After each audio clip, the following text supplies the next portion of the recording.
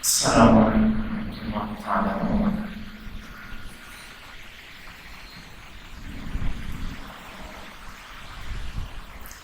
ایک تو معذرت کے ساتھ ابھی تک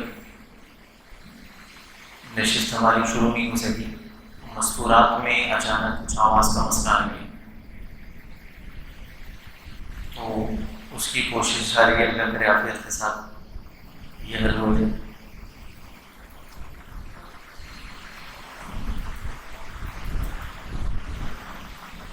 امید ہے 5 سال کا آواز نہیں ہوتی ہے۔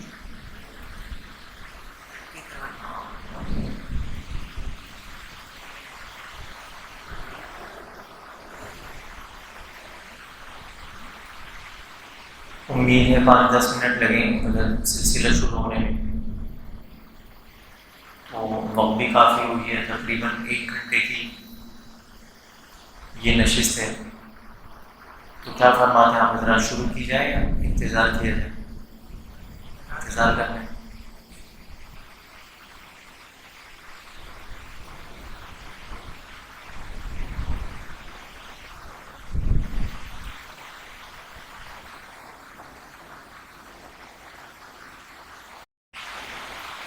چلیں مختصر مطلب آج کی نشست میں کوئی ایسے مسائل یا سیکھنے کے اعتبار سے چیزیں نہیں ہیں، جو چاروں نشستیں ہیں میں اس کا تعارف عرض کر دیتا ہوں۔ بسم اللہ الرحمن الرحیم، نحمدہ و نصلی علی رسولہ الکریم۔ یہ ہمارا حج عمرہ تربیتی پروگرام یہ انشاءاللہ 4 نشستوں پر مشتمل ہوگا۔ پہلی آج کی نشست روح حج و عمرہ کے عنوان سے، اور دوسری نشست انشاءاللہ جو کل ہوگی یہ ان چاروں نشستوں میں سب سے اہم نشست ہے۔ کل والی، آئندہ کل والی نشست یہ سب سے اہم نشست ہے۔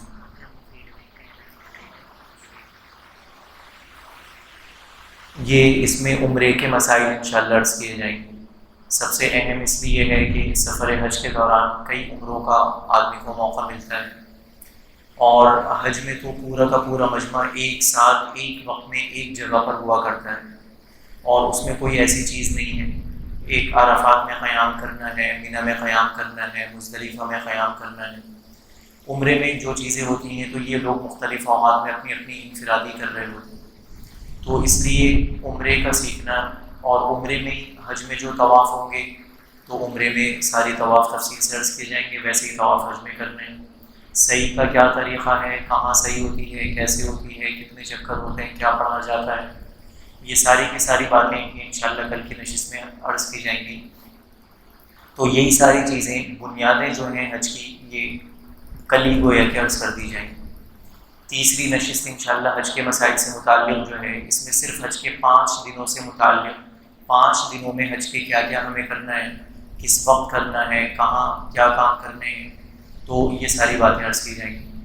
اور چوتھی نشست زیارات سے متعلق ہے، یہ مطلب کوئی مسائل وغیرہ سے تو متعلق نہیں، ایک آدمی کا ایمان تازہ ہوتا ہے، ایمان افروز اس میں عجیب و غریب واقعات بھی ہیں، پھر بہت ساری جگہیں جاتے ہیں، بعض مرتبہ معلومات پوری نہیں مل پاتی وغیرہ، تو اس لیے یہاں کچھ زیارت اور کچھ لوگوں میں بعض غلط فہمیاں بھی ہیں۔ بھائی شیخ سلسلہ مستورات سے جڑ جائے نا تو مجھے بتا دیے گا، پھر بات آگے چلائیں گے۔ تو زیارات وغیرہ سے متعلق بھی اس لیے سوچا گیا کہ یہی ایک نشست کرا دی جاتی ہے، تو پھر جو حضرات وہاں تشریف لے کے جاتے ہیں تو اس کے اچھے تاثرات کو پیش فرماتے ہیں کہ ان نشستوں کی وجہ سے پہلے سے اچھا تعارف بھی ہو چکا ہوتا ہے، اور بعض غلط فہمیاں ہوتی ہیں تو اس میں بھی جو زیارات سے متعلق ہیں وہ بھی عرض کر دی جاتی ہیں۔ میرا خیال سے آہستہ آہستہ چلتے ہیں، چونکہ مسائل وغیرہ کوئی ایسی چیز نہیں ہے، اگر سلسلہ تھوڑی دیر بعد بھی انشاءاللہ بحال ہو تو کوئی ایسا نقصان والی بات نہیں ہے کہ پہلی بات سمجھ میں نہیں آئی تو بعد میں بات سمجھنا مشکل ہوگی، اصل میں وقت بھی کافی ہو چکا ہے۔ تو آج کی کلاس کا جو عنوان ہے روح حج و عمرہ، یہ الگ سے اس کو حج عمرے سے پہلے رکھنے کا مقصد کیا ہے، اور حج عمرے کی روح ہوتی کیا ہے، اور حج عمرے کی روح کی حیثیت کیا ہے۔ تو روح حج و عمرہ، حج عمرے کی بھی روح کی وہی حیثیت ہے جو انسان کے اندر انسان کی روح کی حیثیت۔ ایک انسان پورا کامل انسان ہے، اس کے اعضاء سارے کے سارے سلامت ہیں، سر اس کا سلامت ہے، آنکھیں اس کی سلامت ہیں، کان، ہاتھ، پیر، سب کچھ اس کے سلامت ہے، صرف اس کے اندر ایک روح نہیں ہے، صرف اس کے اندر ایک روح نہیں ہے، تو اس انسان کو انسانیت، اس انسان سے انسان کا نام بھی لے لیا جاتا ہے، اسے میت کہا جاتا ہے۔ جنازہ کب اٹھے گا، جنازہ کہاں رکھا ہوا، جنازہ کہاں سے اٹھے گا، کوئی یہ نہیں کہتا میرے والد صاحب لیٹے ہوئے ہیں، فلانے بھائی لیٹے ہوئے ہیں، جنازہ رکھا ہوا ہے۔ روح کی یہ حیثیت ہوا کرتی ہے، ایک روح نکلی ہے، سارے کے سارے اعضاء سلامت ہیں، انسان کے اندر سے انسان کا نام ہی ختم ہو گیا، تو یہی روح کی حیثیت ہے۔ اور اگر اعضاء میں کمی ہو، کسی کی آنکھ نہیں ہے، کسی کے کان نہیں ہے، کسی کی ٹانگ نہیں ہے، کسی کے ہاتھ نہیں ہے، اعضاء میں اگر کمی ہو تو بے شک انسان ناقص تو ہوتا ہے، لیکن اس کے اوپر انسانیت کا نام برقرار رہتا ہے، اور جب تک اس کے اندر روح ہوتی ہے وہ اس کی اتنی حیثیت ہوتی ہے کہ یہ زمین کے اوپر رہے۔ جہاں اس کی روح نکلی تو سارے کے سارے اعضاء کے صحیح سلامت ہونے کے باوجود اسے زمین میں دفن کر دیا جاتا ہے۔ تو یہی حج اور عمرے کی روح کی بھی بالکل یہی حیثیت ہے۔ حج عمرے کے بھی دو چیزیں ہیں، حج عمرے کے جیسے انسان کے ظاہری اعضاء ہیں اور ایک اندر روح ہے، اسی طرح حج عمرے میں بھی، حج عمرے کے بھی یہ دو ہی ارکان ہیں، دو ہی اس میں چیزیں ہوتی ہیں، ایک اس کے ظاہری اعضاء ہیں۔ عمرے کے 4 ظاہری اعضاء ہوتے ہیں، نمبر 1 احرام، نمبر 2 طواف، نمبر 3 سعی، نمبر 4 حلق۔ یہ عمرے کے 4 ظاہری اعضاء ہیں۔ ان 4 ظاہری چیزوں سے عمرہ مل کر، ان 4 ظاہری چیزوں سے مل کر عمرہ بنتا ہے، اور اس کے اندر کی روح کیا ہے وہ انشاءاللہ عرض کی جائے گی۔ اخلاص کا ہونا، تقوی کا ہونا، للہیت کا ہونا، فضائل کے استحضار کا ہونا، اللہ کو راضی کرنے کا جذبہ ہونا، یہ ساری کی ساری چیزیں یہ عمرے کی روح ہیں۔ اگر خدا نخواستہ ان میں سے کوئی ایک چیز بھی نہ ہو تو آدمی دنیا میں تو بے شک معتمر، عمرہ کرنے والا، زائر اور حاجی صاحب کہلائے، لیکن اللہ کے یہاں اس حج کی کوئی قدر و قیمت نہیں ہوتی۔ اور اگر یہ کہا جائے کہ یہ نشست، مطلب یہ عمرے کی اور حج کی روح کا جاننا یہ مسائل سے زیادہ وہی وجہ ضروری ہے کہ مسائل کو آدمی ظاہری کام کرتے ہوئے ایک دوسرے کو دیکھ کر خود بھی وہ کام کرتا چلا جائے گا، کام آسان ہو جائے گا، لیکن بہت ساری باطنی صفاتیں ایسی ہوا کرتی ہیں ان کا جاننا ضروری ہوتا ہے، وہ آدمی کسی کو دیکھ کر نہیں پہچان سکتا، اور ان صفات میں اگر کمی آ جائے تو پورا کا پورا سفر اور ساری کی ساری عبادت آدمی خود بے شک کسی بھی خوش فہمی میں مبتلا رہے گا، لیکن اللہ کے یہاں اس چیز کا کوئی، اللہ کے یہاں اس چیز کا کوئی مقام نہیں ہوتا۔ تو روح انشاءاللہ آج کی نشست کا یہ گویا کہ یہ عنوان ہے، حج اور عمرے کی روح۔ ہمارا حج اور عمرہ کیسے بہترین باطنی صفات سے متصف ہو، باطنی صفات سے کیسے مزین ہو، یہ آج کی اس میں کوشش کی جائے گی۔ تو بات شروع کرتے ہیں انشاءاللہ۔ سورہ بقرہ کی آیت نمبر 196 ہے، اتم الحج والعمرۃ للہ۔ اس آیت کریمہ میں اللہ جل شانہ نے ہم سے 2 مطالبے فرمائے ہیں۔ پہلا مطالبہ اللہ تعالیٰ نے پہلا مطالبہ اخلاص کا ہے، دوسرا مطالبہ اتمام کا ہے۔ آیت کریمہ میں جو للہ کا لفظ ہے، اس سے اخلاص، یہ اخلاص کا مطالبہ کر رہا ہے کہ حج اور عمرہ مکمل کرو، اور حج اور عمرہ خالص اللہ کی رضا کے لیے کرو، کچھ کسی سے لینا دینا نہ ہو، کسی کی کوئی نہ شہرت ہو، نہ نام و نمود مقصود ہو، نہ کسی سے، نہ لوگ ہمیں دعاؤں کا کہیں، نہ ہم آئیں تو ہمیں پھولوں کے ہار ڈالیں، کسی سے کوئی چیز مقصود نہ ہو، اللہ کو راضی کرنے کا جذبہ فقط یہ مقصود ہو۔ اور یہ اتم، اس کا مطلب ہے حج مکمل کرنا۔ حج اور عمرہ مکمل کیسے ہوگا یہ کل اور پرسوں کی نشستوں سے انشاءاللہ پتہ لگے گا۔ اللہ کے حبیب علیہ الصلوۃ والسلام نے جس موقع پر جو کام جیسے کیے ہیں ویسے کرتے چلے جائیں گے، حج عمرہ انشاءاللہ مکمل ہو جائے گا اور خالص اللہ کے لیے۔ اخلاص کے بارے میں ابو بکر ابن عربی رحمۃ اللہ علیہ فرماتے ہیں کہ کسی بھی عمل میں، خاص طور پہ حج میں، اخلاص کا مطلب یہ ہے کہ حج اور عمرے کا سفر میلہ ٹھیلا سمجھ کر تفریحی سفر نہ ہو، اور فخر نام و نمود کے لیے نہ ہو، تجارت کے لیے نہ ہو، صرف اور صرف اللہ کی رضا کے لیے۔ اخلاص والوں کی سورہ دہر میں اللہ جل شانہ نے ایک علامت ارشاد فرمائی ہے، اور اخلاص والوں کی انما نطعمکم لوجہ اللہ لا نرید منکم جزاء ولا شکورا۔ قرآن کریم میں اللہ جل شانہ نے یہ مخلصین کا تذکرہ فرمایا کہ یہ مخلصین کی علامت یہ ہے، یہ کسی کے ساتھ اچھائی بھلائی کرتے ہیں تو کہتے ہیں کہ بھائی انما نطعمکم لوجہ اللہ، ہم نے تمہارے ساتھ جو بھی خیر کا کام کیا، جو بھی بھلائی کی، محض اللہ کی رضا اس سے مقصود تھی۔ لا نرید منکم جزاء ولا شکورا، نہ ہم تم سے کوئی بدلہ چاہتے ہیں، نہ ہم تم سے شکریہ کے الفاظ سننا چاہتے ہیں، نہ کوئی بدلہ چاہتے ہیں، نہ ہی شکریہ کے الفاظ سننا چاہتے ہیں۔ یہ اخلاص والوں کی علامت ہے۔ انشاءاللہ جب ہماری بھی نیت یہ ہوگی کہ میرا سفر محض اللہ کی رضا کے لیے ہے، تو ہمیں جو لینا ہے اللہ سے لینا ہے۔ جب ہماری نیت خالص اللہ کی رضا کے لیے ہوگی تو پھر اگر کوئی ہمیں ایئرپورٹ چھوڑنے نہ جائے، کوئی واپسی میں ہمیں پوچھے نہیں، کوئی جاتے ہوئے ہم سے دعا کا نہ کہے، کہ کوئی واپسی میں پھولوں کا ہار لے کر نہ آئے، ایئرپورٹ ہمیں ٹیکسی میں جانا پڑے، ٹیکسی میں آنا پڑے، ان ساری چیزوں سے پھر ہمیں کدورت نہیں ہوگی، اور ان ساری چیزوں کی وجہ سے کوئی ہمیں کسی سے کوئی شکوہ شکایت نہیں ہوگا، کیونکہ ہم نے تو لوگوں کے لیے کیا ہی نہیں۔ اور اگر ہم خالص اللہ کی رضا کے لیے حج کر رہے ہوں گے تو پھر ہمیں سیلفیاں بنانے کی ضرورت نہیں ہوگی۔ اس وقت میں طواف کر رہا ہوں، اس وقت میں سلام پیش کروں۔ جی عرض کر دیا تھا، وہ کوشش بس یہ مقدر کی بات ہے، کیا کریں۔ لا الہ الا اللہ،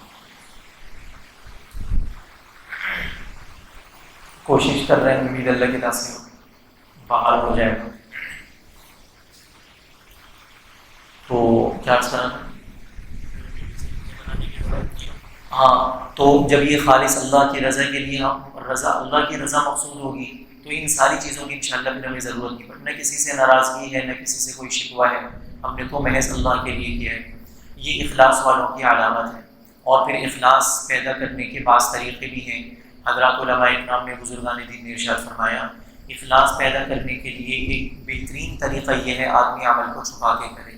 ابو حاتم اصم رحمۃ اللہ علیہ فرمایا کرتے تھے کہ مخلصین اللہ والے لوگ گناہ گار جیسے چھپ کے گناہ کیا کرتے ہیں، ایسے اخلاص والے چھپ کے عمل کیا کرتے ہیں، ایسے اخلاص والے عمل اپنے ایسے ہی چھپایا کرتے ہیں۔ اس لیے ہم جو حج عمرے پہ جائیں، عمرے کثرت سے عمرے کئی کروں، اب لوگ آ کے پوچھیں گے بھائی عمرے کتنے کیے، تو بتانے کو کوئی بات تو ہو، 4 5 6 کچھ تو ہو، اور تو اس لیے عمرے کثرت سے کیے جا رہے ہیں، روزانہ طواف کثرت سے کیے جا رہے ہیں۔ کسی ساتھی سے پوچھا کہ بھائی کتنے تمہارے عمرے ہوئے، کتنے حج کر لیے؟ بھائی جتنے اللہ نے قبول کیے اتنے کیے، اور یہ تو اللہ ہی کو معلوم ہے کتنے قبول۔ اس لیے نہ یہ خواہ نہ پوچھنے کی ضرورت ہے، نہ بتانے کی ضرورت ہے۔ روزانہ کتنے طواف کرتے ہو؟ بھائی جتنے مقبول ہیں اتنے ہی کرتے ہیں، اور یہ پتہ نہیں کہ کتنے مقبول ہیں۔ اس لیے آدمی نہ یہ بات پوچھنے کی ہے، نہ یہ بات بتانے کی ہے۔ تو اس لیے یہ تو ہے کہ 2 4 آدمی اگر ملیں، وَسَارِعُوا إِلَىٰ مَغْفِرَةٍ مِّن رَّبِّكُمْ، اللہ جل شأنہ وَفِي ذَلِكَ فَلْيَتَنَافَسِ الْمُتَنَافِسُونَ، نیکیوں میں ایک دوسرے سے ریس لگانے اور تنافس کا، مسابقت کا، ایک دوسرے سے آگے بڑھنے کا تو حکم ہے، لیکن خاص اس لیے عمرے زیادہ کرنا، اس لیے طواف زیادہ کرنا کہ بتانے میں کچھ تھوڑا سا وزن ہو بعد میں۔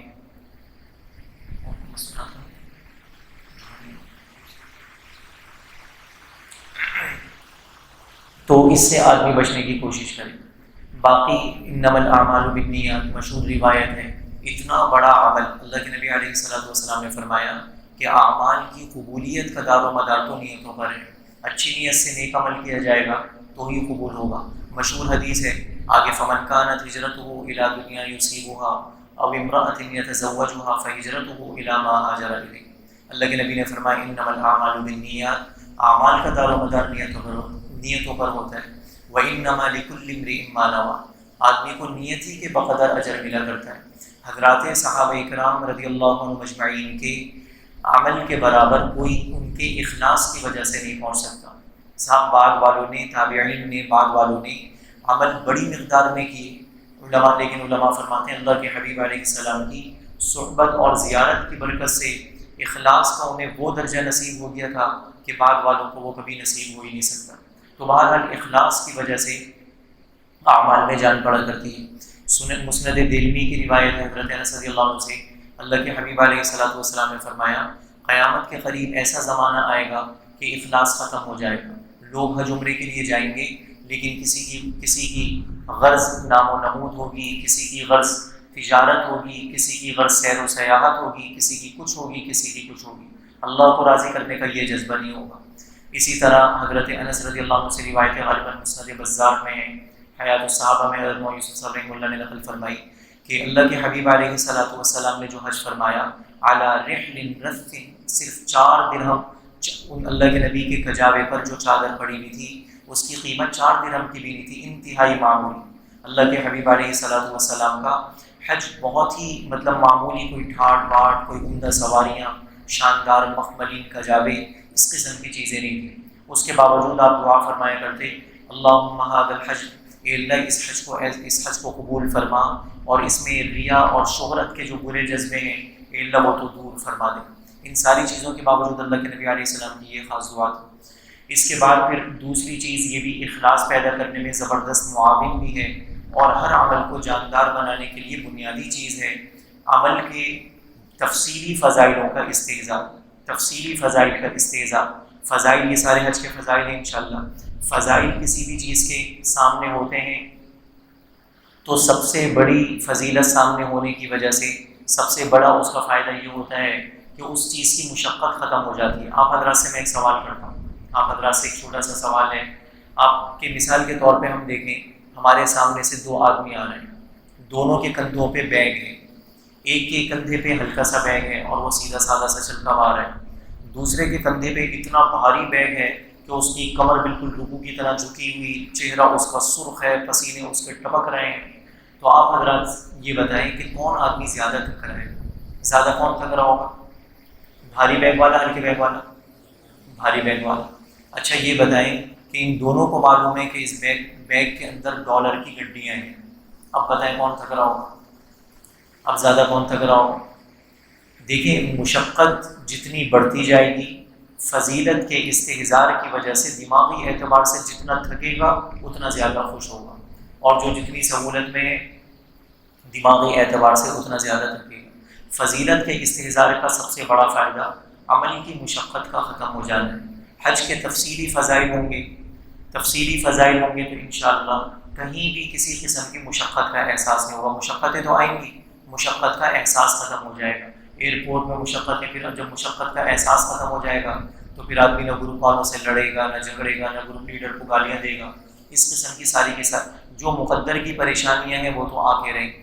جتنی پریشانیاں آئیں آدمی یہ سوچے کہ یہ کوئی جو بھی میرے اوپر پریشانی تکلیف آئی یہ کوئی تکلیف مستورات میں بتا رہے ہیں کہ الحمدللہ سلسلہ بحال ہوگی۔ تو عرض یہ کر رہا تھا کہ جتنی بھی تکلیفیں مشقتیں آئیں کوئی تقدیر سے ہٹ کے نہیں آئیں۔ جو ماں کے پیٹ میں ہم مشقتیں اپنی لکھوا کے دنیا میں آئے تھے وہی مشقتیں آ رہی ہیں۔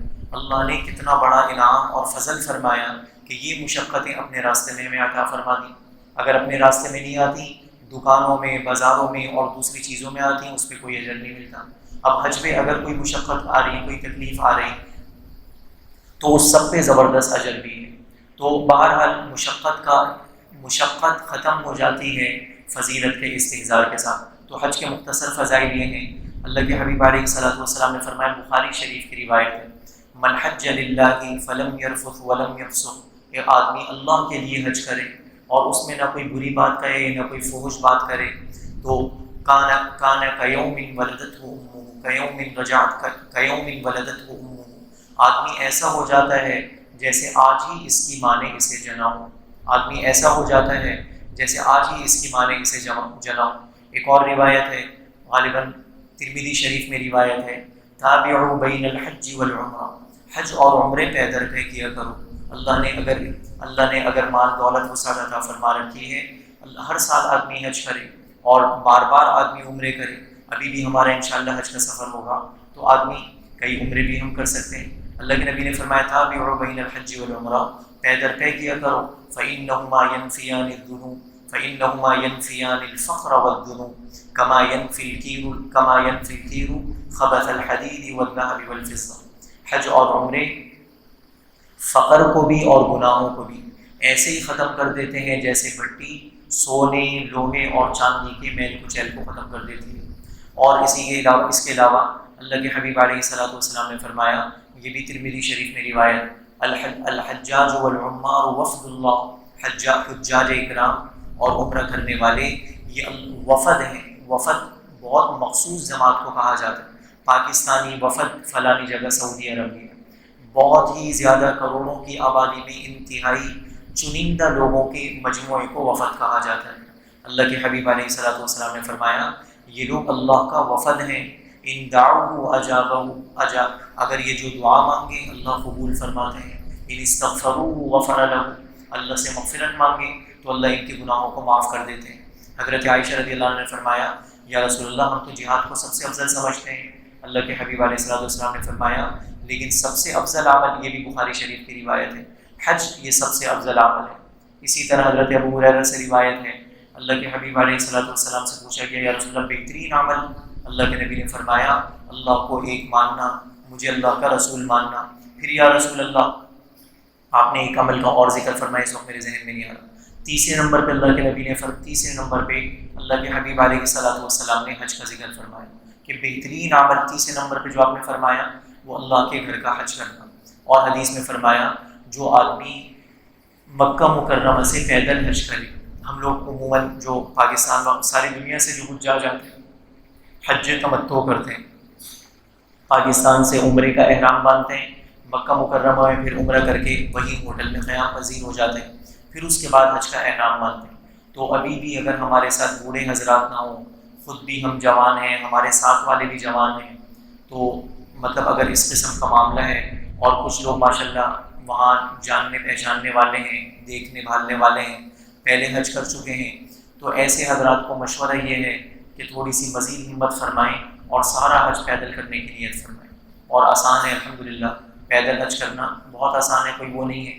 مکہ مکرمہ سے مینا جائیں گے، مینا سے عرفات آئیں گے، عرفات یہ ساری انشاءاللہ ترتیب آ جائے گی، عرفات سے پھر مزدلفہ ہے، مزدلفہ سے پھر مینا ہے، بہت زیادہ فاصلے نہیں ہیں۔ تو انشاءاللہ یہ پیدل حج کرنے کا اجر کیا ہے؟ ابن عباس رضی اللہ عنہ فرماتے ہیں ہر قدم پہ حرم کی 700 نیکیاں، ہر قدم پہ حرم کی 700 نیکیاں۔ ابن عباس رضی اللہ عنہ سے پوچھا کہ حرم کی نیکی کا کیا مطلب ہے؟ فرمایا حرم کی ایک نیکی 1,00,000 نیکیوں کے برابر، ایک نیکی 1,00,000 نیکیوں کے برابر۔ اللہ کے نبی نے فرمایا جو لوگ حج کو آتے ہیں فرشتے ان سے مصافحہ کرتے ہیں، اور جو لوگ پیدل حج کرتے ہیں فرشتے ان سے معانقہ کرتے ہیں، ان کو گلے لگاتے ہیں۔ لیکن یہ بات وہی ہے کہ ہم خود بھی جوان ہوں اور ہمارے ساتھ والے بھی جوان ہوں۔ ہم خود تو کر سکتے ہیں لیکن ساتھ ضعیف کوئی والدین میں سے کوئی ہیں یا خواتین ایسی ہیں ضعیف ہیں، تو پھر ان کی خاطر انشاءاللہ اگر ہم پورے جذبے کے ساتھ وہ کریں گے اللہ کے خزانوں میں کوئی کمی نہیں، اللہ اپنے فضل سے انشاءاللہ عطا فرمائیں گے۔ اور اللہ کے نبی علیہ السلام نے فرمایا حاجی کی اپنے گھر والوں 400 افراد میں ان کی حاجی کی شفاعت اللہ جل شانہ قبول فرماتے ہیں۔ اور اللہ کے نبی نے فرمایا مسند احمد کی روایت ہے اذا لقیت الحاج فسلم علیہ، حجاج کرام جب آیا کریں تو ان کا پہلے سے استقبال کیا کرو، انہیں سلام کیا کرو، گھر پہنچنے سے پہلے ان سے دعائیں خوب دعائیں کروا لیا کرو، گھر پہنچنے سے پہلے ان کی ہر دعا مقبول ہے۔ اور یہ والی بھی جو میں نے عرض کی ان الملائکۃ لتصافح رکبان الحاج وتعتنق المشاة، پیدل حج کرنے والوں سے ملائکۃ اللہ گلے ملتے ہیں اور سواریوں پر حج کرنے والوں سے مصافحہ کرتے ہیں۔ اور اللہ کے حبیب علیہ الصلوۃ والسلام نے فرمایا حج میں ایک روپیے پر اللہ جل شانہ اللہ کے راستے میں خرچ کرنے کے برابر اجر عطا فرماتے ہیں، 1 روپیے پر 700 گنا اللہ جل شانہ اجر کے اس پہ عطا فرماتے ہیں۔ بہرحال یہ سارے حج کے فضائل ہیں۔ تلبیہ ہم یہاں پڑھیں گے، تلبیہ کے کیا فضائل ہیں؟ اللہ کے نبی علیہ السلام نے فرمایا، ترمذی شریف کی روایت ہے، ایمان والا جو بھی تلبیہ پڑھتا، دائیں بائیں آگے پیچھے، چرند پرند، جو جس قسم کے جاندار ہوں، بے جان ہوں، درخت ہوں، شجر ہوں، حجر ہوں، جو جتنی چیزیں وہ تھیں اس کے تلبیہ کے ساتھ وہ ساری کی ساری چیزیں تلبیہ بڑھتی، اور سب کا اجر اس کے تلبیہ کی وجہ سے اس کو بھی انشاءاللہ ملے گا۔ تلبیہ یہ حج کا ترانہ ہے اور عجیب و غریب قسم کے عاشقانہ الفاظ ہیں، انشاءاللہ جب آئے گا تو پھر اس پہ کچھ مختصر سی گفتگو کی جائے گی۔ احرام کی حالت میں تلبیہ سے افضل کوئی اللہ کا ذکر نہیں ہے۔ قرآن کریم کی تلاوت سے زیادہ افضل تلبیہ ہے، درود شریف سے زیادہ افضل تلبیہ ہے، تیسرے کلمے سے زیادہ افضل تلبیہ ہے، ہر قسم کے ذکر سے افضل احرام کی حالت میں سب سے زیادہ افضل تلبیہ ہے۔ حدیث میں آتا ہے اونٹنی بیٹھ رہی اللہ کے نبی تلبیہ پڑھ رہے، کھڑی ہو رہی اللہ کے نبی تلبیہ پڑھ رہے، چڑھ رہی تلبیہ، اتر رہی تلبیہ، سورج طلوع ہو رہا ہے تلبیہ، غروب ہو رہا ہے تلبیہ، اس قدر اللہ کے نبی علیہ الصلوۃ والسلام نے احرام کی حالت میں بہت ہی زیادہ تلبیہ کی کثرت فرمائی، اور فرمایا افضل الحج العج والثج، بہترین حج کون سا ہے؟ پراگندہ ہو، حاجی صاحب پراگندہ ہو، عاشق ہے، عاشق کو اپنی کوئی پرواہ نہیں ہوتی، بال اس کے بکھرے ہوئے، کپڑے اس کے میلے کچیلے، اور چہرہ اس کا پراگندہ اور غبار آلود، عجیب و غریب قسم کی اس کی بیچارے کی حیت ہو، اور زبان سے زور زور سے تلبیہ پڑھنے والا۔ مرد حضرات قدر بلند آواز سے تلبیہ پڑھیں گے، خواتین اپنے دل میں اتنی آواز سے کہ بس آواز ان کے کانوں تک پہنچے، اتنی آواز سے تلبیہ پڑھیں گے۔ اور اسی طرح حج کی فضیلت، طواف کی فضیلت میں اللہ کے نبی نے فرمایا کہ طواف بیت اللہ شریف کے اوپر 120 رحمتیں ہر وقت نازل ہو رہی ہوتی ہیں، بیت اللہ شریف کے اوپر ہر وقت 120 رحمتیں نازل ہو رہی ہوتی ہیں، جس میں سے 60 رحمتیں صرف طواف کرنے والوں کے لیے ہوتی ہیں۔ 60 رحمتوں کے مستحق جو بیت اللہ شریف کے لیے جو 120 رحمتیں اتر رہی ہیں، ان میں سے 60 رحمتیں طواف کرنے والوں کو مل رہی ہیں، اور 40 رحمتیں وہاں نماز پڑھنے والوں کو مل رہی ہیں، اور 20 رحمتیں بیت اللہ شریف کو صرف دیکھنے والوں کے حصے میں آ رہی ہیں۔ بیت اللہ شریف آدمی تھک ہار گیا، بیٹھا ہوا ہے، ایسی جگہ بیٹھے جہاں بیت اللہ شریف نظر آ، کچھ نہیں، بس بیت اللہ شریف کو دیکھتے ہی چلا جائے، سب کچھ یہاں ملے گا، بیت اللہ شریف وہاں یہاں کہیں نہیں ملے گا۔ نمازیں بھی آدمی پڑھ سکتا ہے، لیکن بیت اللہ اور بیت اللہ شریف کی عبادتیں یہ آدمی نہیں کر سکتا۔ اس لیے پوری نظریں بھر کے، ٹک ٹکی باندھ کے، محبت سے، ولولے سے آدمی اسی کو دیکھتا چلا جائے۔ حجر اسود کے بارے میں ابن عمر رضی اللہ عنہ نے فرمایا، اللہ کے حبیب علیہ الصلوۃ والسلام کے ارشاد نقل کیا، کئی فضائل ہیں، بس مختصر عرض کیے جا رہے ہیں۔ فضائل کے لیے فضائل حج حضرت شیخ الحدیث مولانا زکریا کاندہلوی رحمہ اللہ کی، جو حضرات تشریف لے جا رہے ہیں ابھی سے ان حضرات کے پاس ہو، ابھی سے مطالعہ ہو، تو جیسے جیسے انشاءاللہ مطالعہ چلتا جائے گا تو ولولہ انشاءاللہ بڑھتا جائے گا۔ میں انشاءاللہ آگے بھی اس میں مختصر بات عرض کی جائے گی۔ تو حجر اسود کے بارے میں آپ نے فرمایا کہ جو آدمی حجر اسود کو بوسہ دے، یہ حجر اسود کا استلام کرے، کل قیامت میں اللہ جل شانہ اسے جیتا جاگتا کھڑا کریں گے، یہ اپنے بوسہ کرنے والے کو دیکھتا ہوگا، اور اس کی زبان ہوگی، اس کی آنکھیں ہوں گی حجر اسود کی، یہ ان لوگوں کے حق میں ایمان کی گواہی دے گا۔ بہت بڑی فضیلت ہے، بہت بڑی فضیلت ہے۔ اس لیے استلام سے پہلے ایک یہ مشورہ ہے، کوئی حدیث میں نہیں ہے، آدمی ایک مرتبہ تھوڑی سی شہادتیں بھی پڑھ لیا کرے، اشہد ان لا الہ الا اللہ واشہد ان محمد رسول اللہ، طواف شروع کرنے سے پہلے، اس کے بعد آدمی استلام کرے۔ طواف سے فوراً پہلے شہادتیں آدمی نے پورے دل کی توجہ کے ساتھ پڑھی، پھر فوراً استلام کیا، انشاءاللہ اسی استلام کی وجہ سے بیت اللہ شریف ہمارے حق میں اسی شہادتیں کی گواہی دے گا۔ اور اللہ کے نبی علیہ السلام نے وقوف عرفہ کے بارے میں فرمایا، شیطان سال بھر میں کبھی اتنا ذلیل و خوار نہیں ہوتا جتنا عرفے کے میدان میں ہوا کرتا ہے، عرفے کے دن۔ اور اللہ کے نبی علیہ السلام نے رمی کے بارے میں بہت سارے فضائل ہیں، ایک بڑی فضیلت رمی کی یہ ہے، اللہ کے حبیب علیہ السلام نے فرمایا، رمی کی ہر کنکری، پتھر مارنا، رمی کی ہر کنکری ایسے گناہ ختم کر رہی ہوتی ہے جس گناہ کی وجہ سے آدمی کا جہنم میں جانا ضروری ہو چکا ہوتا ہے، جس گناہ کی وجہ سے آدمی کا جہنم، اللہ کے موبقات کے الفاظ ہیں کہ موبقات، جہنم میں جانا جس کی وجہ سے ضروری ہو چکا تھا، رمی کی ہر کنکری ایسے گناہ کو ختم کر رہی۔ اب بتائیں اگر 13 لاکھ کا بھی حج ہے، کم ہو گیا، 13 لاکھ کا بھی حج ہے تو سستا حج ہے مہنگا حج ہے؟ کتنا سستا حج ہے۔ فضائل کے استحضار سے دیکھیں، اب پیسے وہی پیسے کتنے ہلکے لگنے لگے، صرف 20-25 لاکھ آدمی کینسر پہ بھی تو 15-20 لاکھ ایسے لٹا دیا کرتا ہے، حالانکہ کینسر سے نہیں مرے گا تو کیا کل نہیں مرے گا؟ کل بھی اس کو مرنا تھا، آج نہیں مرے گا تو کل مرے گا۔ کینسر تو کوئی خطرناک چیز نہیں ہے۔ اللہ کے نبی نے فرمایا کہ آدمی جن کو جو بیماریوں میں، تکلیفوں میں، اس قسم کی چیزوں میں جو مبتلا ہو، لقی اللہ وما علیہ من خطیئۃ، اللہ سے اس حال میں ملے گا کہ کوئی گناہ اس کے ذمے نہیں ہوگا، ساری بیماریوں کی وجہ سے ختم ہو چکے ہوں گے۔ تو کینسر والے تو اللہ سے ایسے ملیں گے، ایمان کی حالت میں چلے جائیں، بیماری تکلیفیں سہ کے، شکوے شکایت کیے بغیر، جو کچھ لفظیں کوتاہی ہو گئی تھی ساری کی ساری دنیا میں دھل گئی۔ امی عائشہ رضی اللہ عنہ، ایک صحابی کا اچانک انتقال ہو گیا، صحابہ کرام نے کہا کتنی اچھی موت ہے، کسی سے خدمت نہیں لینی پڑی، کوئی تکلیف نہیں سہنی پڑی، کوئی مشکل نہیں، کوئی پریشانی نہیں، کوئی بیماری نہیں۔ قابل رشک موت ہے۔ صحابہ کرام نے یہ کہا، اللہ کے نبی نے فرمایا کہ نہیں، قابل رشک موت تو وہ ہوتی ہے جو بیماریوں، تکلیفوں اور پریشانیوں کے بعد آیا کرتی ہے۔ تمہیں کیا پتا موت سے پہلے کی بیماریوں میں ہر تکلیف کتنے اللہ بڑے بڑے گناہوں کو ختم کرتی ہے۔ امی عائشہ رضی اللہ عنہ فرماتی ہیں پہلے بغیر تکلیفوں کے مرنے والوں پہ میں رشک کیا کرتی تھی، کتنی آسانی سے مر گئے۔ جب میں نے اللہ کے نبی علیہ الصلوۃ والسلام کی وفات دیکھی، کتنی اللہ کے نبی نے وفات سے پہلے تکلیفیں اٹھائیں، تو پھر مجھے ان لوگوں پہ رشک آنے لگا جو لوگ مشقتوں میں جاتے ہیں۔ یہ بھی میں نے بس اس لیے عرض کر دی کہ اللہ کے راستے میں آئی ہوئی ہر مشقت بہت بڑے بڑے گناہوں کو دھو رہی ہوتی ہے، اس لیے اور خاص طور پہ مدینہ طیبہ کی بیماری کے تو احادیث میں بہت زیادہ فضائل وارد ہوئے ہیں، بہت زیادہ۔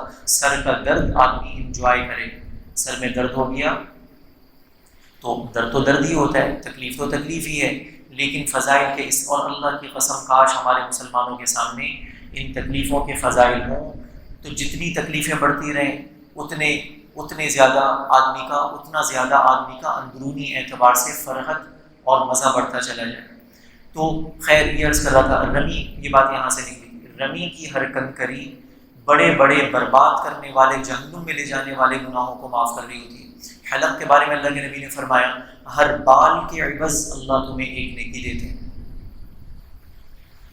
غالباً اسی روایت کا شیخ ٹکڑا ہے کہ ایک گناہ بھی اللہ عالم، ہر بال کے عوض اللہ جل شانہ ایک نیکی مرحمت فرماتے ہیں۔ اللہ کے نبی علیہ الصلوۃ والسلام نے دعا فرمائی رحم اللہ المحلقین، اے اللہ تو حلق کروانے والوں پہ رحمت کی بارشیں فرما دے۔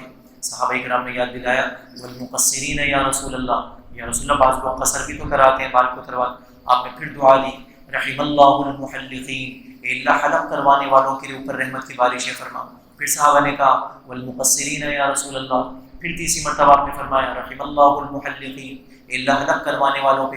پھر صحابہ نے کہا والمقصرین، تو پھر چوتھی مرتبہ میں آپ نے فرمایا والمقصرین ورحم اللہ المقصرین، اللہ بال کتروانے والوں کو بھی رحمتیں ان پہ بھی نازل فرمائیں۔ یہ سارے مسائل انشاءاللہ کل کی اس میں عرض کر دیے جائیں گے۔ تو یہ ساری بات تھی، یہ فضائل سامنے ہوں گے تو آدمی کا ہر کام انہی چیزوں کو لینے کے لیے ہوگا۔ پھر پھولوں کے ہار پہننے پہ ویسی توجہ نہیں رہے گی، لوگوں کا شکریہ سننے پہ ویسی توجہ نہیں رہے گی۔ اس لیے فضائل کا تفصیلی استحضار بھی اخلاص پیدا کرنے میں زبردست ایک معاون چیز ہے، تو اس لیے یہ دوسری یہ چیز عرض کر دی گئی۔ تو یہ ہم نے جو شروع میں سورہ بقرہ کی آیت کریمہ سنی تھی، اس میں اللہ جل شانہ نے وَأَتِمُّ الْحَجَّ وَالْعُمْرَةَ لِلَّهِ، وہ نکال عمرہ میں سے اگلی والی کلاس میں،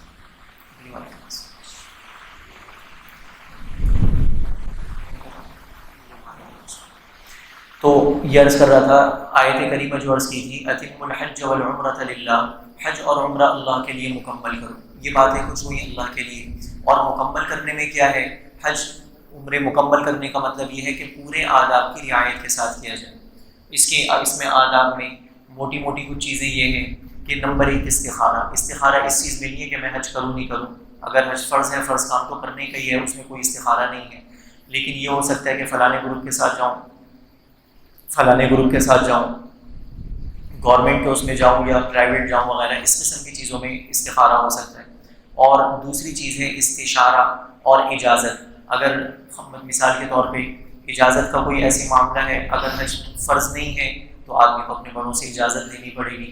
اسی طرح اگر مثال کے طور پہ خدا نخواستہ کوئی مثال کے طور پہ کسی کے اوپر قرض ہیں، کوئی ضروری قیمتیں، کچھ ادائیگیاں اس سے وابستہ ہیں، تو پھر اپنے قرض خواہوں سے آدمی اجازت لے۔ اور تیسری اچھے رفیق سفر کا انتخاب۔ آدمی، اللہ کے نبی علیہ الصلوۃ والسلام نے فرمایا المرء علی دین خلیل فلینظر احدکم من یخالل، آدمی اپنے دوستوں جیسا ہوا کرتا ہے، دیکھ کے دوست بنایا کرو۔ جس کو بھائی کا مزاج ملنا تو ضروری نہیں ہوتا، کیونکہ بھائی بننے میں خود مختار نہیں ہوتے، دونوں ایک گھر میں پیدا ہو گئے تو بھائی خود بخود بن گئے، لیکن دوست کا ہم مزاج ہوا کرتا ہے، یہ یقینی بات ہے، کیونکہ اس میں آدمی خود مختار ہوتا ہے۔ آدمی دوست بناتے ہی اسے ہے جس کا آدمی کا مزاج ملتا ہے۔ تو اس لیے ہم اس مبارک سفر میں اپنے گروپ میں ان لوگوں کے ساتھ رہنا، اٹھنے بیٹھنے کے لیے اپنے آپ کو اختیار کریں جو اعمال میں خوب لگنے والے ہیں۔ ان کو دیکھا دیکھی چلو بھائی آؤ بھائی حرم چلو، ارے یار تھوڑی سی تھکن ہو رہی، ارے بھائی اللہ کے بندے اتنا پیسہ خرچ کر کے آئے، یہاں بھی ہوٹل میں نماز پڑھنے کے لیے آئے، چلو چلو آؤ، تھوڑی سی ہمت بندانے والے ہوں گے انشاءاللہ وہ ہمیں بھی اعمال میں قوت مل جائے گی۔ خدا نہ خواستہ کوئی ایسے دوست مل گئے، چلو بھائی میں ذرا وضو کر کے حرم جا رہا ہوں، ارے چلے جانا بھی تو نماز میں اتنی دیر ہے، چلاؤ تھوڑا سی ذرا چائے پی لیتے ہیں، تھوڑا سا برگر کھا لیتے ہیں، یہ کر لیتے ہیں وہ کر لیتے ہیں۔ جو وقت ہمارا حرم میں گزرنا تھا دوستوں کی وجہ سے وہ برگر کھانے میں، وہ کولڈ ڈرنک پینے میں، وہ چائے پینے میں، ان قسم کی چیزوں میں گزر گیا، چلو تھوڑی سی گپ شپ کر لو۔ تو یہ اس لیے اچھے رفیق سفر کا انتخاب ہے، انشاءاللہ وہاں وہ معاون ہوگا۔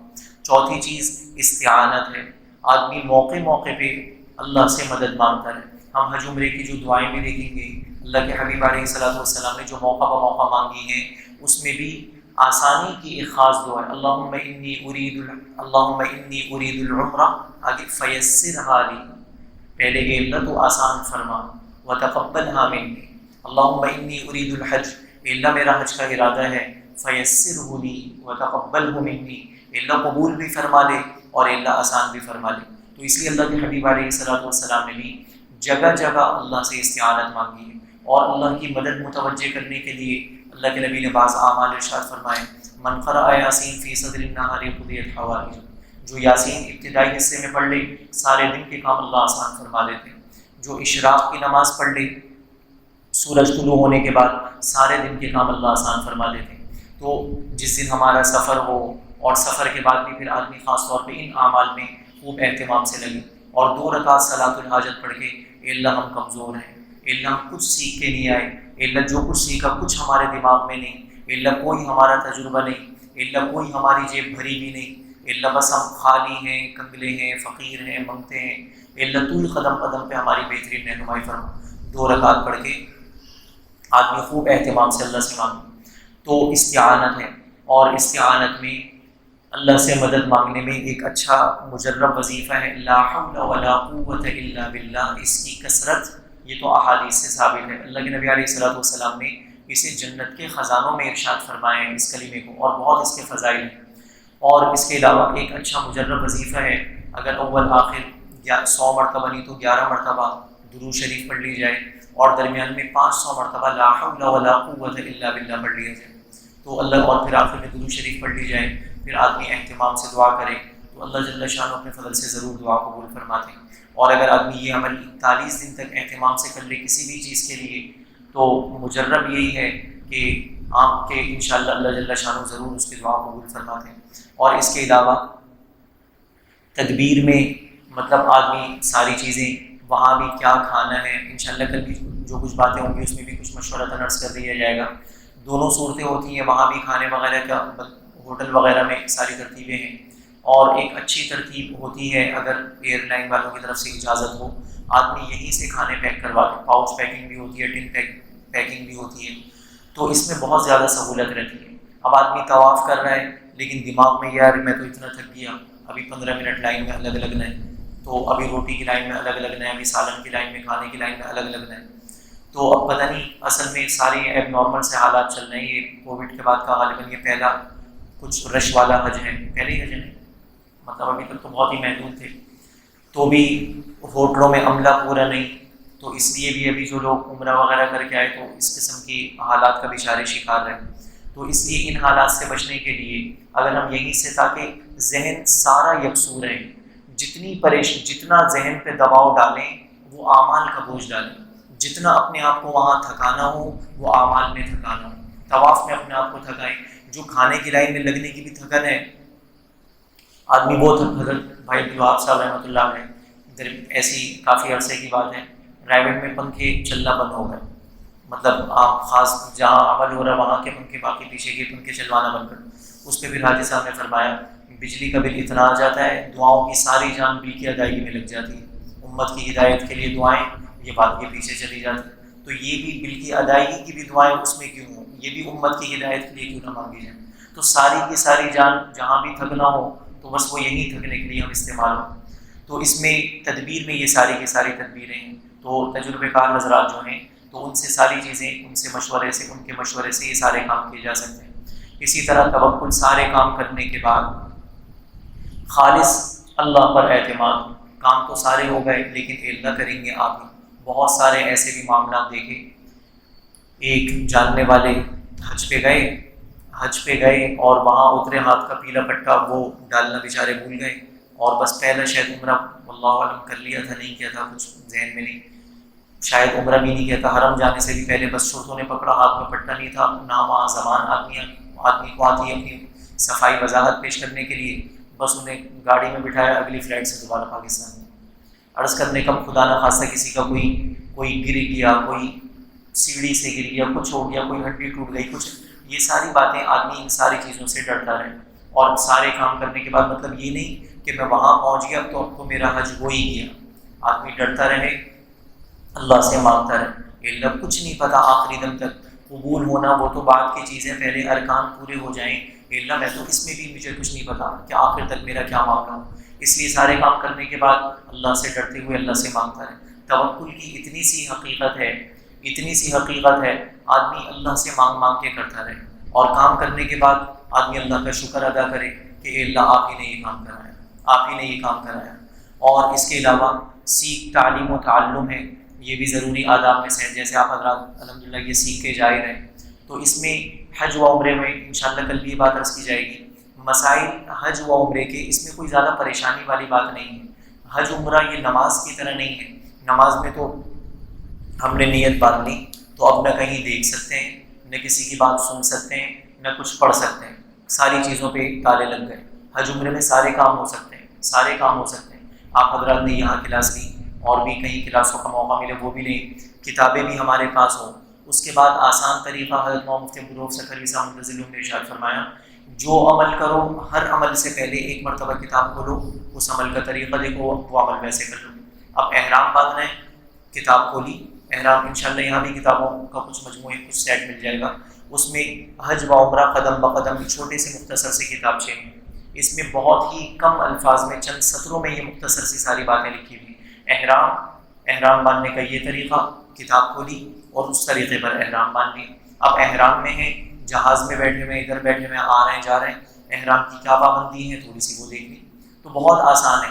اور ابھی ہم یہاں بیٹھے ہوئے جو سن رہے ہیں، تو اس لیے اگر ذہن پہ بوجھ نہیں، یار مجھے تو یہ چیز یاد نہیں ہو رہی، پتہ نہیں کیا ہوگا، تو بوجھ کی وجہ سے آدمی کے لیے کام پھر مشکل ہو جاتے ہیں. ابھی آدمی کو کوئی بعض مرتبہ حضرات کا بھی ہم سب کا تجربہ ہے کہ کبھی کوئی آدمی راستہ سمجھاتا ہے کہ فلانی جگہ جا رہے ہو، یہاں جانا، وہاں دیکھنا، فلانا پمپ آئے گا، پمپ کے سامنے فلانی فیکٹری ہے، اور پھر اس گلی میں، تو آدمی کو ایسا لگتا ہے کہ مجھے صحیح یاد نہیں ہوا. لیکن جب آدمی چلتا ہے، اچھا ہاں یہ پمپ آ گیا، پمپ کے سامنے جیسے ہی فیکٹری، ہاں یہ بھی بتایا تھا، اس کے بعد پھر وہاں جاؤ گے، ایک چھوٹی سی پرچون کی، اچھا یہ چیز آ گئی. آدمی بڑھتا رہتا ہے، چیزیں نظر آتی رہتی ہیں، تو پچھلا علم اس کا تازہ ہوتا چلا جاتا ہے. وقت ایسا لگ رہا ہوتا ہے کہ میں کچھ نہیں، مجھے یاد، ساری چیزیں میں بھول رہا ہوں. تو یہ بات اس لیے عرض کی گئی کہ کل اور پرسوں کی جو آپ حضرات نشستیں لیں گے تو بالکل ہلکے پھلکے ہو کے انشاءاللہ ہم بیٹھیں. اور پھر یہ نماز نہیں ہے کہ بس ایک مرتبہ جتنا سیکھنا تھا سیکھ لیا، اب جیسے ہی احرام باندھا تو بس پابندیاں لگ گئی. کسی قسم کی کوئی پابندی نہیں لگی. وقتاً فوقتاً کتابیں کھول کے دیکھ سکتے ہیں اور اس کے مطابق عمل کر سکتے ہیں. اور چوتھی چیز ہے توبہ. یہ ایک تو بات یہ تصحیح نیت کی، وہی ساری بات جو اخلاص میں عرض کر دی گئی تھی. دوسری چیز ہے توبہ. ایک شیطان یہ دھوکہ دیتا کہ خواتین سے کہا جائے کہ بھئی پردہ کرنا چاہیے، اور پردہ نہ کرنے کی بہت سخت وعیدیں ہیں. لعن اللہ الناظر والمنظور الیہ، نامحرم کو جو دیکھتے ہیں اس پہ بھی اللہ کی لعنت برستی ہے، جو نامحرم مردوں کے سامنے بغیر پردے کے آتی ہے اس پہ بھی اللہ کی لعنت برستی ہے. اور پھر حرم میں آدمی رحمتوں کی جگہ، لعنت کا مطلب ہوتا ہے اللہ کی رحمت سے دور ہو جانا. اللہ کی رحمت سے دور ہونے کا نام لعنت ہے. لعنت کا یہ مطلب ہے آدمی اتنی رحمتوں کی جگہ میں بھی اللہ کی رحمت سے دور ہو. کس قدر حسرت کی اور کس قدر افسوس کی بات ہے. اس لیے خواتین سے یہ کہا جائے، مرد حضرات سے کہا جائے کہ بھئی اللہ کے نبی کے دربار میں حاضری ہے تو داڑھی پوری کر کے جاؤ، داڑھی بڑھا کے جاؤ. تو بعض مرتبہ یہ جواب ملتا ہے کہ بھئی میرا حج کا ارادہ ہے، وہاں سے داڑھی رکھ کے آؤں گا، وہاں سے ہم پردہ کریں گے.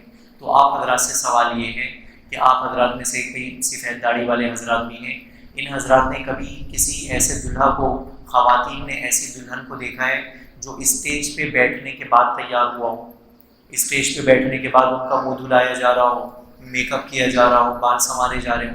ایسا ہوتا ہے یا پہلے سے پہلے تیار ہوا جاتا ہے بعد میں اسٹیج پہ بیٹھا جاتا ہے؟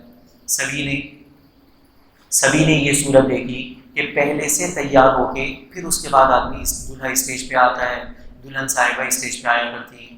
تو پہلے سے توبہ کر کے پاک صاف ہو کے توبہ طہارت کا غسل کر کے پھر ہم اللہ کے دربار میں جائیں اور پھر اللہ کے حبیب علیہ الصلوۃ والسلام کے روضے پہ حاضر ہوں۔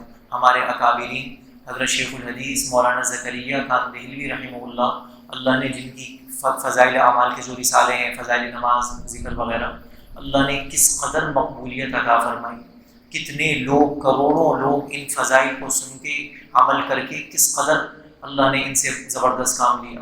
قرآن کریم کے بعد شاید سب سے زیادہ پڑھی جانے والی کتاب یہ حضرت شیخ کے فضائل کے رسالے ہیں۔ اتنی بڑی قبولیت اللہ نے عطا فرمائی، فرمایا کرتے تھے 2 مرتبہ کے علاوہ زندگی بھر حضور علیہ الصلوۃ والسلام کے سامنے معاج شریف پہ جا کے سلام پیش کرنے کی ہمت نہیں ہوئی۔ میں کس منہ سے اللہ کے نبی کے سامنے جاؤں، کس منہ سے میں حضور کے سامنے جاؤں؟ میرے عمل ہی کیا ہے، میرا منہ ہی کیا ہے، میری حیثیت ہی کیا ہے؟ میں کہیں ایسا نہ ہو کہ اللہ کے نبی کے سامنے جاؤں تو اللہ کے نبی کو اس سے تکلیف ہو۔ جتنے حضرت مولانا سید یوسف بنوری رحمہ اللہ کے بارے میں بھی یہ سنا کہ اللہ کے نبی کے سامنے، حضرت مولانا خلیل احمد سہارنپوری رحمہ اللہ کے بارے میں بھی سنا، جو مستورات کی قدمین مبارک کی جو جگہ ہے، مستورات کا جو معاج شریف ہے، جو معاج شریف تو نہیں ہے، جو مستورات کے سلام پیش کرنے کی جگہ ہے، یہ حضرات وہاں جا کے سلام پیش کر لیا کرتے تھے یا پیچھے ہی رہا کرتے تھے، پیچھے سے سلام پیش کر کے پلٹ جایا کرتے تھے، شرم کی وجہ سے سامنے نہیں جاتے تھے۔ تو اس لیے عرض کرنے کا مقصد یہ کہ جو اتنا کرنے والے ہیں وہ تو اتنے ڈرتے جائیں، اور ہم خود اپنا جائزہ لیں کہ بہرحال ہمارے دن کیسے، ہماری راتیں کیسی، ہم کچھ بھی ہوں، کتنے بھی 30 مار خان ہوں، لیکن شیخ الحدیث مولانا زکریا رحمہ اللہ نے جو ان سے کام لیا، جو ان سے خدمات لی، حضرت مولانا خلیل احمد سہارنپوری رحمہ اللہ، حضرت مولانا سید یوسف بنوری رحمہ اللہ، ان حضرات کا تو مقام الحمدللہ یہ تو مسلم ہے، اور ایمان کی حالت میں، اعمال کی حالت میں، قبولیت کی حالت میں یہ تو دنیا سے جا چکے ہیں، اس پہ تو ٹھپا لگ چکا، مہر لگ چکی، ہم تو بھی دنیا میں موجود ہیں، ہمارا پتہ نہیں کس حال میں خاتمہ ہو۔ اس لیے ڈرتے ہوئے جانا چاہیے، پہلے سے توبہ طائب ہو کر آدمی وہاں جانے کی کوشش کرے۔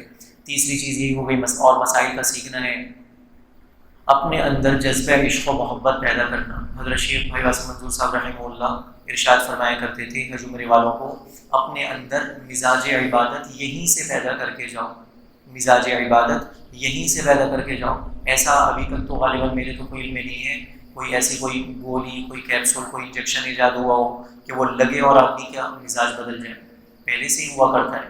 تلاوت کی اگر عادت ہے تو وہاں تلاوت میں دل لگے گا، مسجد میں ٹھہرنے کی عادت ہے تو وہاں مسجد میں وقت زیادہ گزارنا آسان ہوگا، مسجد میں یہاں بیٹھنے کی عادت، تو ابھی سے ہم سب نیت کریں۔ ہمارے سفر میں 20 دن، 25 دن، مہینہ جتنا بھی ہے، تو ابھی سے ہم چند چیزیں ٹائم نوٹ کر کے کرنا شروع کریں، وقت نوٹ کر کے میں مسجد میں کتنا، نمازوں کے بعد میں کتنا بیٹھتا ہوں۔ نماز ختم ہوتی ہے مثال کے طور پہ 1:30 بجے نماز ہے، 40 میں نماز ختم ہوئی، 45 میں میں باہر نکل جاتا ہوں، بس 2 سنتیں پڑھی، 5 منٹ میں نماز، نہیں آج کے بعد سے میں 5 منٹ بڑھاؤں گا، 5 منٹ میں بڑھاؤں گا، 50 سے پہلے میں مسجد سے باہر نہیں نکلوں گا۔ عصر کی نماز میں 40 میں نماز ختم ہوئی، 2 منٹ دعا میں لگے، 42 47 میں باہر ہوتا ہوں، نہیں 10 منٹ مجھے اپنی جگہ جم کے بیٹھنا ہے۔ فجر کی نماز سے 10 منٹ پہلے مجھے مسجد میں آنا ہے۔ قرآن کریم کی تلاوت میں وقت نوٹ کر کے تھوڑا سا بڑھائیں۔ میں دعا کے لیے اللہ کے سامنے ہاتھ اٹھاتا ہوں، کتنی دیر میں دعا کے لیے اللہ کے سامنے، حضرات بعض اکابرین نے فرمایا آدمی کو اللہ سے تعلق دیکھنا ہو تو دعا میں ہاتھ اٹھا کے دیکھ لے، کتنی دیر اس کا دعا میں دل لگ رہا، جتنی دیر آدمی کا دعا میں دل لگ رہا اتنا یہ من فتح لہ باب الدعاء فتحت لہ ابواب الخیر، جسے اللہ نے، آدمی اگر یہ چاہتا ہو کہ میری تقدیر میں کیا لکھا ہوا ہے، میری تقدیر میں اللہ نے کیا لکھا، اگر ہم یہ چاہتے ہیں کہ ہم یہ معلوم کریں کہ آیا اللہ نے ہماری تقدیر میں خیریں، رحمتیں نچھاور کرنا لکھی ہوئی ہیں، تو ہم یہ دیکھ لیں دعا کے لیے ہمارے کتنی دیر ہاتھ اٹھے رہتے ہیں۔ جتنے ہم دعا مانگنے والے اتنی یقینی بات ہے کہ اللہ نے ہماری تقدیر میں خیروں کے، رحمتوں کے دروازے کھلا ہونے لکھے ہوئے ہیں۔ تو اس لیے دعا میں وقت نوٹ کر کے ہم دعا کریں، 5 منٹ سے پہلے مجھے دعا ختم نہیں کرنی، دعا ختم ہو گئی، الفاظ ختم ہو گئے تو منہ سے اللہ کا کوئی نام ہی، اے اللہ، اے اللہ، اے کریم، اے کریم، اے کریم، اے کریم، اے رحیم، اے معاف کرنے والے، اے معاف کرنے والے، اے معاف کرنے والے، تو اسی قسم کی کوئی اللہ کے نام کی رٹ لگا دی۔ للہ الاسماء الحسنی، اللہ کے بہت پیارے پیارے نام ہیں، فدعوہ بہا، اللہ کو اس کے پیارے ناموں سے پکارا کرو۔ تو یہ ساری چیزیں ہم وقت نوٹ کر کے کریں، اور اس وقت یہ اپنے اندر ابھی سے مزاج عبادت پیدا کیا جائے، اور اسی میں اپنے اندر تو یہاں سے مزاج عبادت پیدا ہوگا تو وہاں عبادت کرنا آسان ہوگی۔ یہیں سے اچانک اب اصل میں معاملہ یہ ہے، پہلے لوگ حج پہ جایا کرتے تھے، آج سے 20 سال پہلے بھی، اب یہ تو واٹس ایپ کی مصیبتیں اور یہ جو جتنا ضمانت، اب آدمی دوران طواف بھی سارے معاملات چلا رہا ہوتا ہے، کتنی بوریاں کہاں کرنی ہے، کس سے اٹھانی ہے، کہاں لے جانی ہے، سارے کام دوران طواف بھی پورے اللہ کے فضل سے چل رہے ہوتے ہیں۔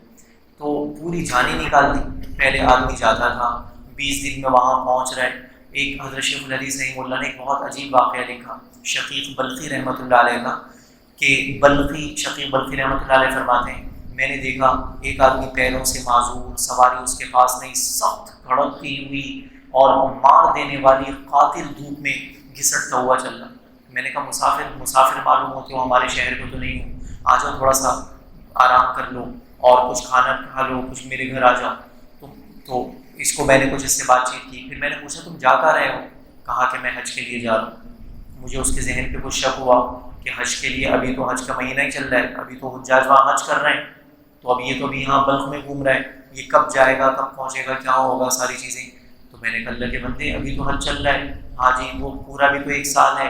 کہا کہ تم دیکھ نہیں رہے میرے پاس نہ سواری ہے نہ میرے پاس ٹانگیں ہیں، میں اسی طرح گھسٹتا ہوا گیا تو اگلے سال انشاءاللہ اگلے سال ہی تک پہنچوں گا، تو اس لیے میں ابھی سے روانہ ہو رہا ہوں۔ پھر انہوں نے کہا کہ اچھا کچھ دن آرام کر لو۔ کہا کہ نہیں، اس گھسٹنے والے کو تو آرام کی، اس کے پاس تو نوبت آرام کا تو موقع نہیں ہے، اسے تو گھسٹنے دو۔ یہ کہہ کے وہ میری ساری چیزوں کو ٹھکراتا ہوا نکلتا چلا گیا۔ بہرحال کچھ دن میرا اس کی بات سے اثر رہا، پھر میں بھی بھول گیا۔ اللہ کی توفیق سے اگلے سال اللہ نے مجھے بھی توفیق مرحمت فرمائی، میں بھی حج کو پہنچا۔ میں نے حج کے ارکان پورے کیے، حج کے ارکان میں لگا ہوا تھا۔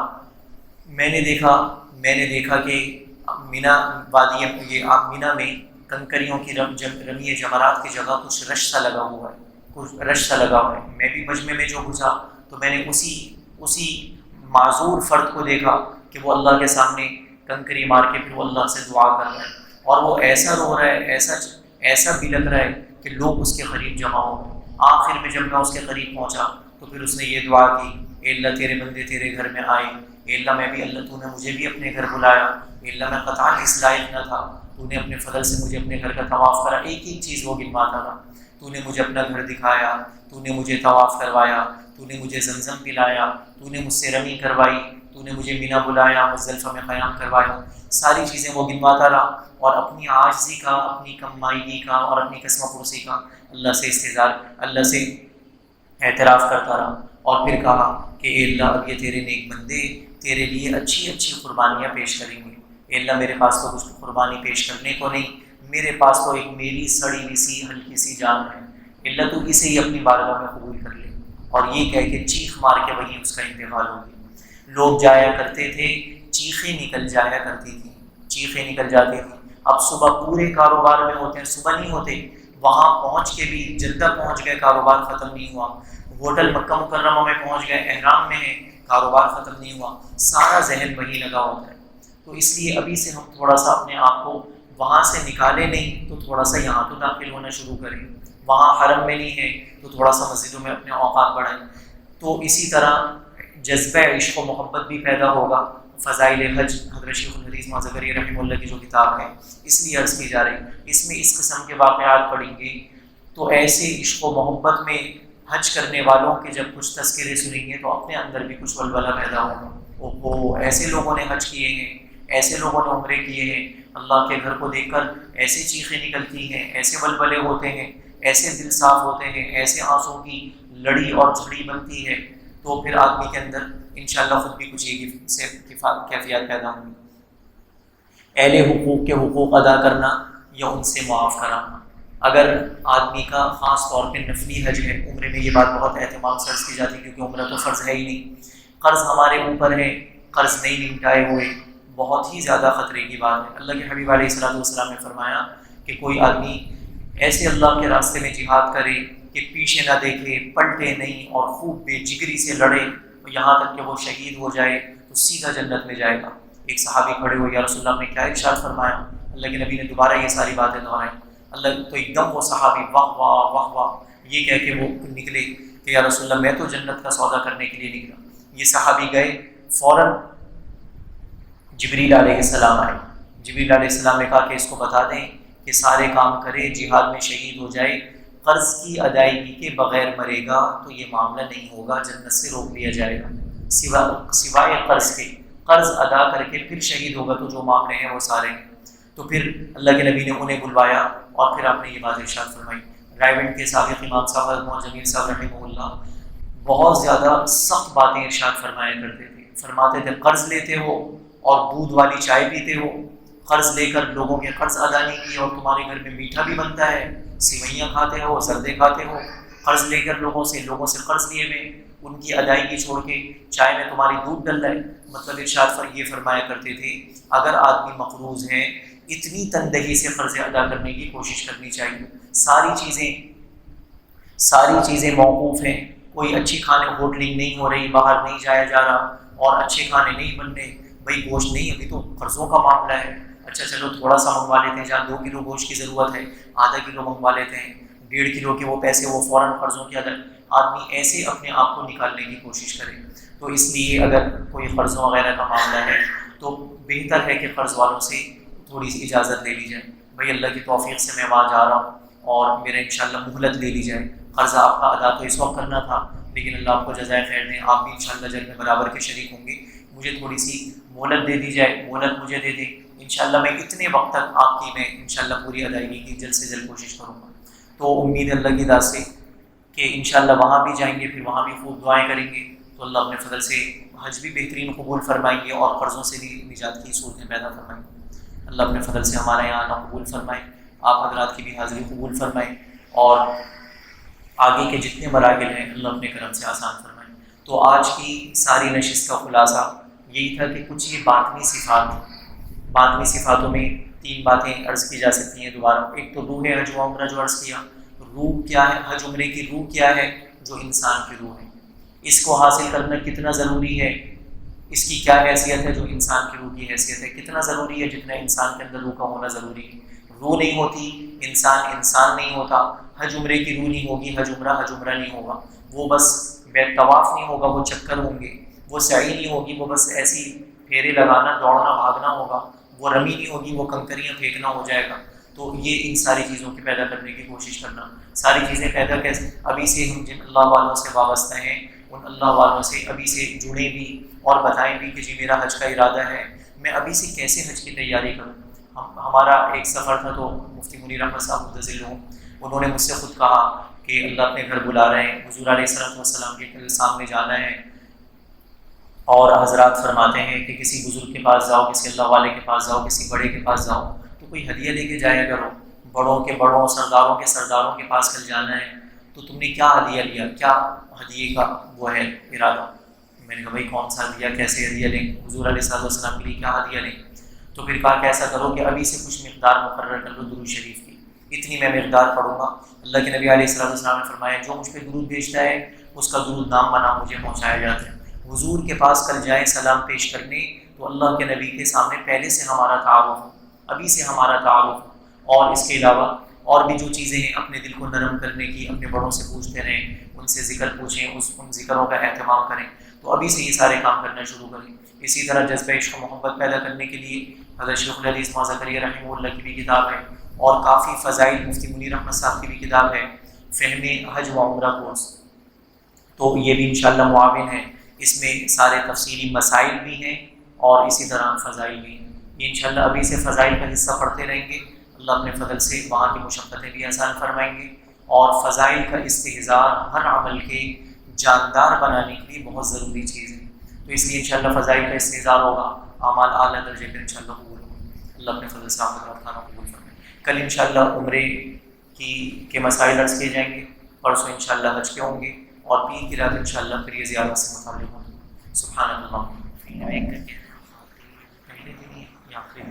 یہ ایک حضرت یہ فرما رہے ہیں کہ یہاں فیڈ بیک فارم ہے، یا حضرات کو دے دیں گے تو یہ انشاءاللہ بھر لیں گے، تو کوئی کمی کوتاہی ہو اسکرین سے متعلق، بات کرنے والے سے متعلق آپ اور وقت وغیرہ سے متعلق جو بھی ساری باتیں اس میں پوچھی گئیں، تو انشاءاللہ آپ حضرات یہ ساری چیزیں بھر کے دیں گے، آئندہ ان چیزوں کی اصلاح کر لی جائے گی اور یہ تربیتی نشست انشاءاللہ اور بہتر انداز میں ہوگی، تو آپ حضرات بھی انشاءاللہ اجر میں برابر کے شریک ہو جائیں گے۔ خواتین کے لیے بھی ہیں اور مرد حضرات کے لیے بھی ہیں، قلم بھی موجود ہیں، تو یہ بھر کے یہاں جمع کرا دیں۔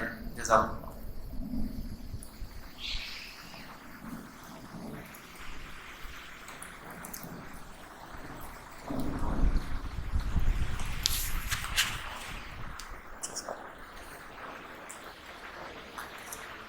معاویہ جا رہا ہے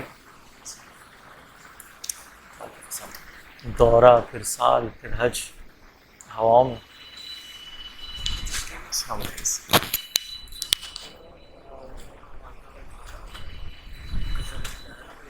اگر یہ بند کریں یار، یہ